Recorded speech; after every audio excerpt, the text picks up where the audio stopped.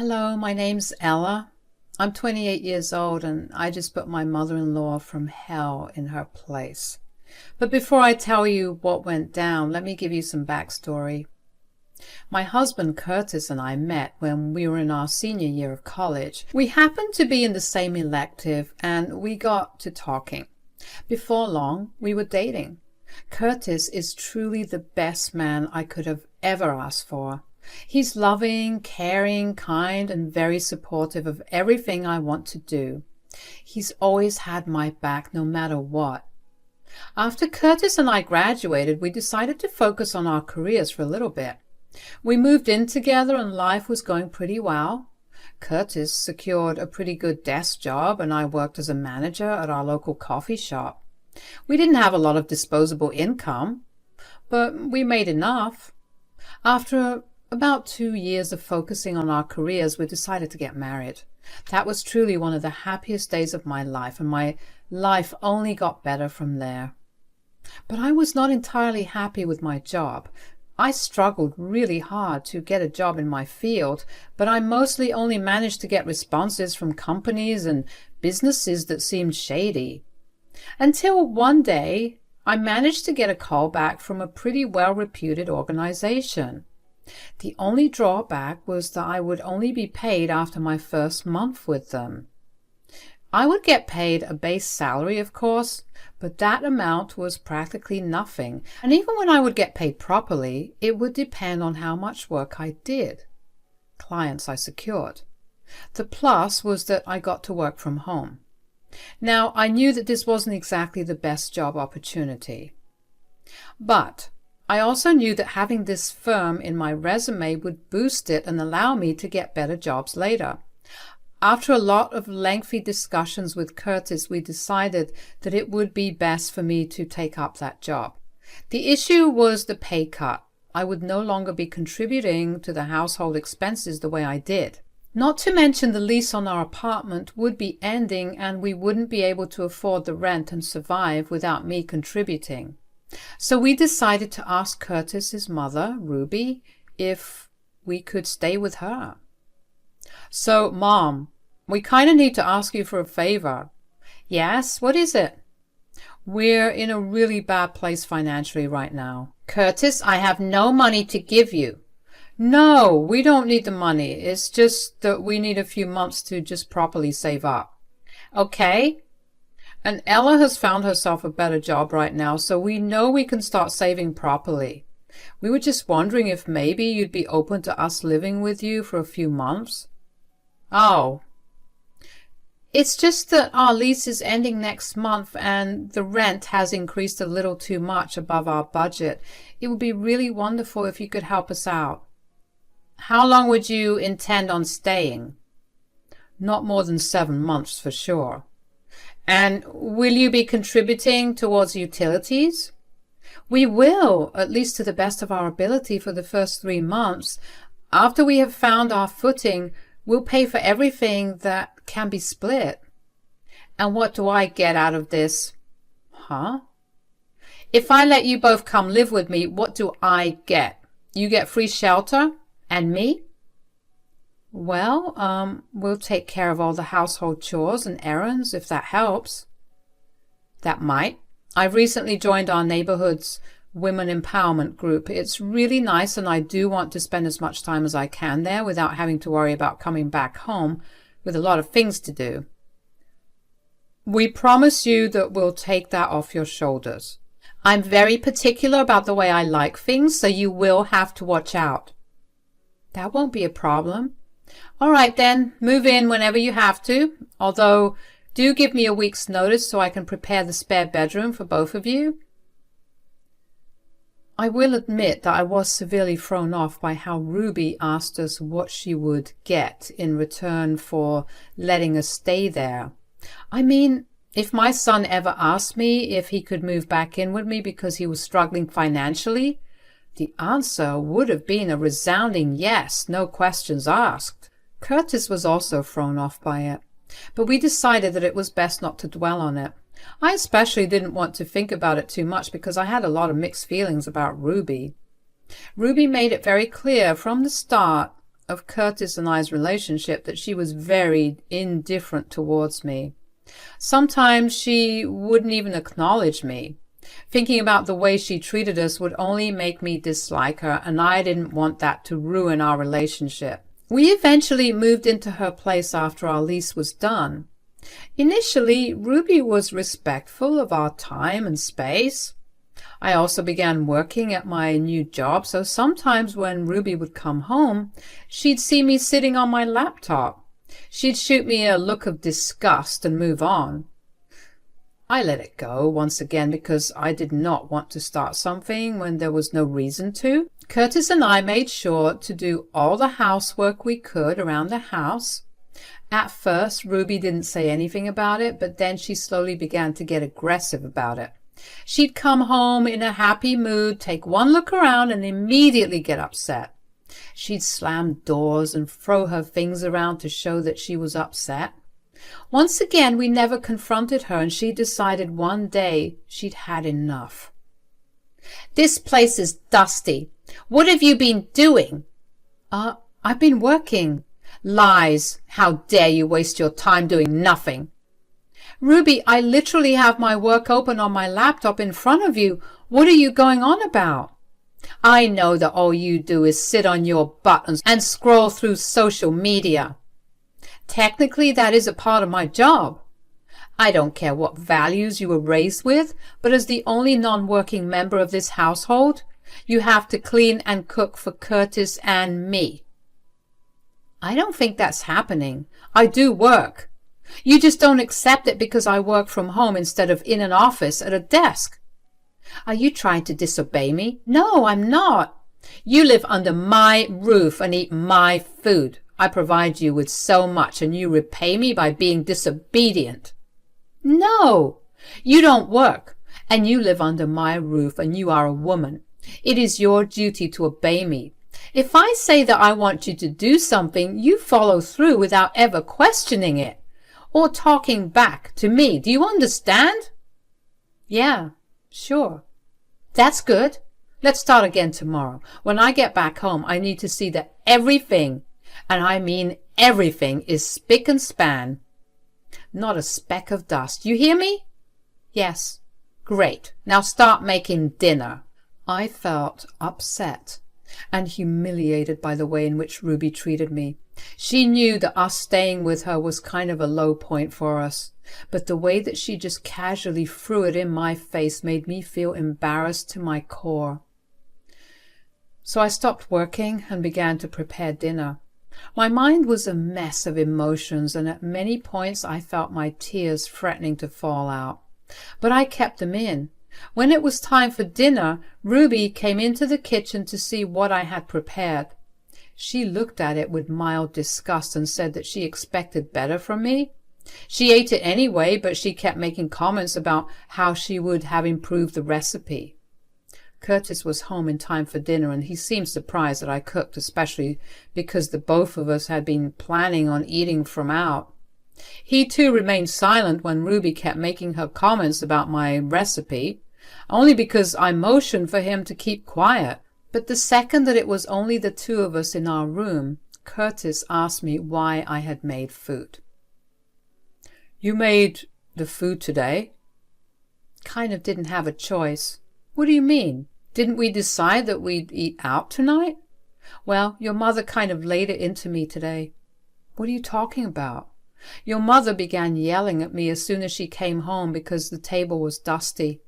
She kept telling me that I wasn't working all day, so it was my duty as a woman to ensure the house was spotless." "But you are working." "Yeah, I tried to tell her, but she wouldn't listen to me." "Why did you listen to her, though? You're usually good at standing up for yourself." "Well, she kept reminding me about how I was living under her roof. I already feel crappy that we're in a difficult place, and she just kept repeating it. I guess I felt guilty enough to just listen to what she was saying." "What the hell?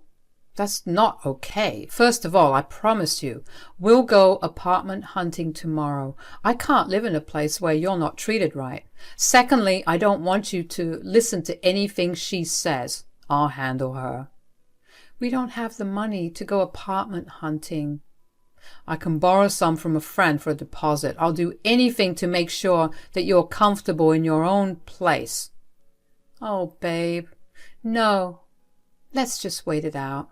We just need to bear with your mom for another 3 to 4 months, and we'll have more than enough money to live on our own.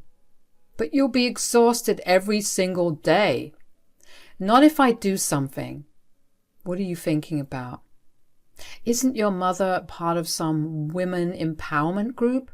Yes. Why does that matter? What if I recorded her treating me like crap purely because I'm a jobless woman? I could play that in front of her club. And well, that would be fun. You know what? I like this. Let's do it. I cannot even begin to tell you how relieved I was to know that Curtis was on my side about the whole thing. I knew that he would have my back, but usually when it comes to their mothers, men get defensive. I was just glad that Curtis took the time to see who was actually wrong. The next day we ordered the hidden camera, and when they arrived a week later, we set it up in different rooms of the house that were the common areas for all 3 of us. I continued to listen to Ruby and do everything she asked of me, but no matter what I did or how I did it, Ruby would always have an issue with it, to the point where she would hurl insults at me for being a bad woman. I was genuinely shocked that she held such beliefs when she was one of the leading speakers for her women empowerment group, something she never failed to mention almost every other day. Ruby would tell us all about her great speeches and how the group was changing her mindset, but immediately after she would treat me like I was some slave to her. She was lost in her contradictory behavior, and I wasn't going to be the one that pointed it out to her. She made me cry many, many times, and I had to be the one that held Curtis back from saying anything to her. The only thing that kept me going was that I was going to expose her for the fraud that she was one day. Curtis and I stayed with her for another 3 months. Those months were positively the most hellish ones I've ever lived. Not only did I not get to properly work, but I also had to clean the house at least twice a day, so she would get snippy with me. Eventually, Curtis and I had saved up enough to deposit a new apartment. We found one that we liked and decided to move in within the next week. On the last night that we were spending with Ruby, she did not hesitate to once again go berserk about the food and its quality. "This meal is disgusting." "Mom, that's unnecessary. It's delicious." "Ella, I'm sorry, Ruby, but I've made this before and you've never had a problem with it." "Yeah, well, I don't know what you did today, but it's atrocious." "I'm sorry. I was really tired today. I had a lot of work and I had to clean the house too." "Don't give me pathetic excuses. How do you even call yourself a woman?" "Excuse me?" "You are a disgrace. Every woman should know how to handle multiple things at once." "You've never had a problem when I've messed something up when I was tired. What's the big deal here?" "No, sweetie, it's perfectly fine for you to not be able to do something. You being tired is understandable considering how hard you work. As for Ella, all she does is waste her time on her phone and laptop." "Are you saying that because Curtis is a man? His tiredness is greater than mine?" "Obviously. You're at home all day. How could you possibly be tired?" "Aside from the fact that even though I'm home doesn't mean that I'm not working, do you honestly think that taking care of the house and the people living in it is not labor? It's still tiring." "Nonsense. Going out and working a real job is way more tiring than simply vacuuming the floors and making a meal. Didn't your women's empowerment group just discuss how household labor is still labor? How it's unpaid labor that's way more taxing than working a desk job?" "Oh, you know that I don't believe all that mumbo-jumbo. I only go there because I have nothing else to do." Wow. Just wow. I have nothing to say to you. I have been slaving away all day for the past 3 months, and you have never once shown any kind of appreciation for it. Maybe you should try to understand the things your group discusses. What my group and I do is none of your business. As for your work around the house, you will get my appreciation the day you do everything right. There's not been a single day where I haven't seen something wrong with what you've done. That's only because you keep searching for faults. At this point, I feel like I'm your slave. You are. It's your duty to obey me. I only want what's best for my son, and if it means treating you like a slave, then so be it. Best for me? What do you even mean by that? I feel bad that you married this pathetic excuse of a woman. You deserve someone who will wait on you hand and foot. I feel ashamed when I see you do the things she's supposed to do. That's called pulling your weight. Our gender doesn't decide what we do. We do things equally. What is your problem? Nonsense. This generation and its ideas are going to doom the world. Disgusting. I can't even look at you right now. I knew that I needed to expect to hear crazy things coming out of Ruby's mouth, but that did not change the fact that it was still so jarring and shocking to hear. She had no hesitation in calling me a slave just because I was a woman, and it was my duty. The way she just blatantly disregarded my occupation, my time, and my effort made my blood boil. I tried my hardest to keep my composure, but at some point I couldn't just say something. I could tell that Curtis was struggling to grapple with the words that his mother said too, but his eyes were wide and his jaw was dropped. Thankfully, he maintained some composure, and that was what kept me calm. I knew that I needed to hear her say those words, considering I was recording it. I didn't want either Curtis or I to come out in a bad light. When I sent the tape to her group, I wanted them to see what we were dealing with. Not that we were making Ruby behave that way. After Ruby left us in the dining room to go to her room, which she locked herself in, I took out my phone and began going through every room in the house and recording it. I swiped all the furniture with my finger and showed it to the camera to show how clean I had kept it. I was going to use it to showcase just how absurd Ruby's behavior was and how she was only out to make my life hell. Curtis and I had a long talk after that incident with his mother. He apologized on her behalf, but I saw no need for him to do that. At the end of the day, he was on my side, and that was all I wanted. We spent that night editing together the footage we collected over the past few months into half-an-hour-long video. I uploaded the video to my drive and shared the link to it with a member of Ruby's group who I had met one day while shopping for groceries. The woman gave me her phone number in case I was interested in joining the group while I was staying with Ruby. After that, the video spread like wildfire. I was getting texts from everywhere, from people who I had never heard of or met in my life, sympathizing with me. They shared their shock and disgust with Ruby. The next day, Ruby still had no idea of what had happened. She kept herself locked up in her room while Curtis and I busied ourselves with moving out. We decided to spend the night in our new apartment, and Ruby did not even bid us goodbye. The morning after that day, though, Ruby came to our apartment at 7 in the morning and began banging on the door, asking us to open up. I had just woken up, but I knew immediately that she found out what had happened. "What are you talking about? Don't you dare act coy with me. You sent out a video of me to everyone in my group." "I mean, you were just being yourself. What's there to be ashamed of? Do you even know what you've done? Honestly, I don't care.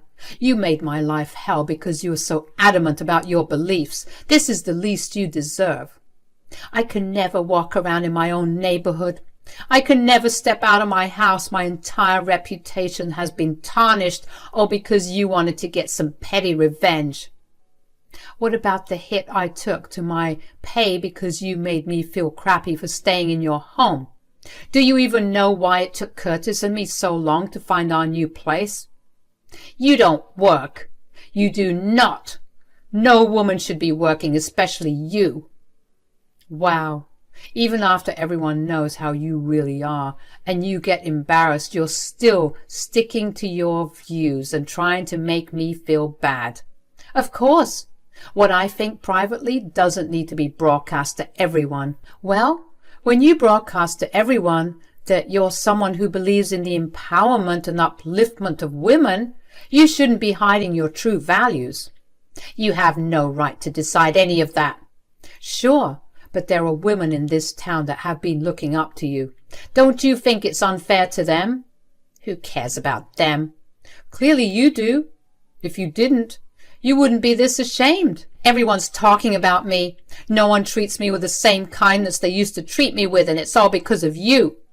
Look, I don't know what you want me to do here. Why would you expect people who are practically strangers to treat you with kindness when you don't even treat your own daughter-in-law with kindness? You need to set yourself straight and figure out how to unlearn your old ideals. Now, I have an apartment that I need to move into.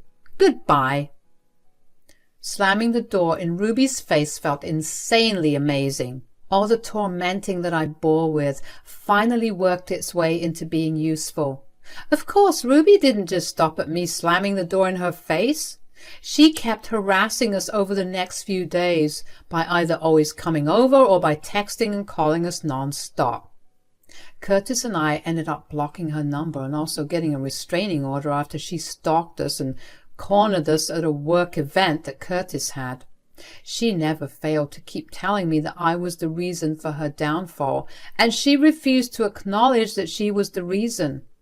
Ruby knew better than to violate a restraining order, so that's when she finally left us alone. Curtis has constantly been checking in on me and making sure that I'm doing okay. I mean, I was severely burnt out and exhausted from having had to deal with Ruby for months and then having to move. But it was all okay because I finally got free of Ruby for good, and because now I have a space of my own to do whatever I please with it. Curtis and I are moving forward together happily. He's set to get a promotion within a few months, and I have been able to earn a lot more now that I no longer have to clean the entire place twice. We're slowly crawling towards a more stable future, and once we get there, we're even planning on having children. It's been a tough journey, but Curtis and I have stuck with each other throughout. So no matter what happens from here out, I know that if I could deal with Ruby, I can deal with anything else that life throws at me.